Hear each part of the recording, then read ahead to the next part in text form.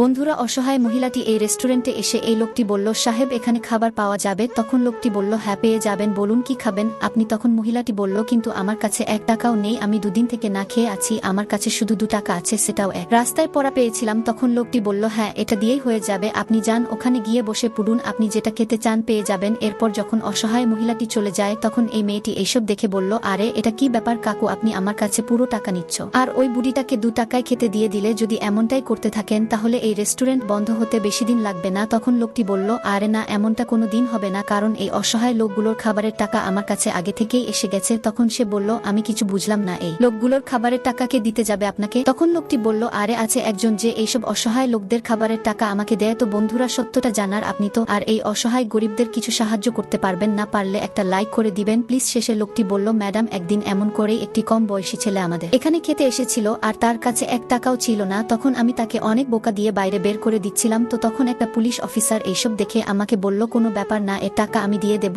আর আজকের পর যে কোনো অসহায় মানুষ এখানে খেতে আসুক সে তাদের তুমি খালি পেটে যেতে দিবে না, আমি তাদের বিল সপ্তাহে সপ্তাহে দিবে দেব।